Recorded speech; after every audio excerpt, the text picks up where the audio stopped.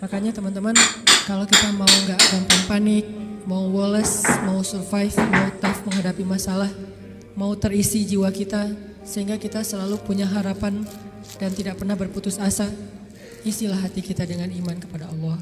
Gimana mengisi hati kita dengan iman? Belajar yakin sama Allah. Kita butuh motivasi agama. Motivasi akidah bukan ilmu akidah doang. Motivasi akhlak bukan cuma tahu norma-norma akhlak. Nah, salah satu motivasi akidah adalah belajar yakin sama Allah. Kalau kita nggak yakin sama Allah, semua itu cuma jadi wawasan. Ketika kita punya masalah, tetap aja kita gampang berputus asa.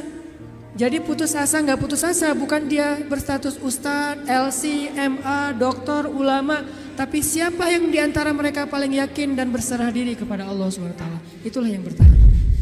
Ujian itu tidak akan berakhir kecuali kalau dosa kita sudah habis. Allah akan menguji kita terus untuk membersihkan diri kita dari dosa. Sehingga yang harus kita coba bangun awareness dalam diri kita kalau lagi diuji, Allah pengen membersihkan dosa saya nih. Sehingga kita ridho dengan ujian, bukan ikhlas ya. Kalau ikhlas ibadah, kalau ujian ridho, rela.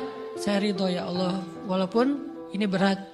Saya ridho ya Allah walaupun saya berharap Engkau beri jalan keluar. Saya ridho ya Allah walaupun saya berharap ditolong oleh Allah. Tapi tetap ridho diberikan ujian itu. Sambil berdoa diberikan jalan keluar, ditolong, diberikan keajaiban. Cuman gak mau mengeluh. Dan berdoa meminta jalan keluar bukan mengeluh. Itu ibadah. Berdoa itu ibadah dalam Islam.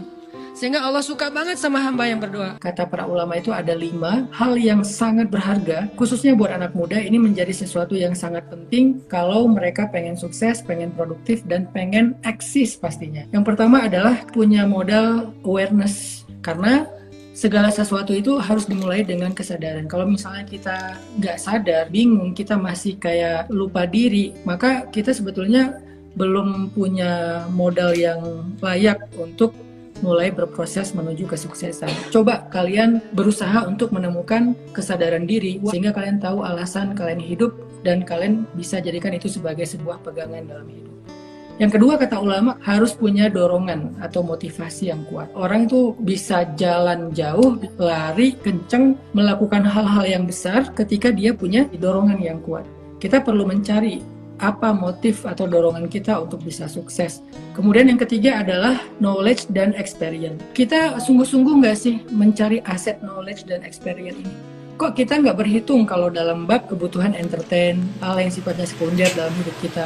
Tapi begitu untuk dapetin knowledge, kita kayak berhitung. Mahal. Para ulama memberi nasihat adalah modal hidup seseorang itu ilmu dan juga pengalaman. Bahasa sederhananya mungkin yaitu tadi knowledge dan experience. Kemudian yang keempat, network.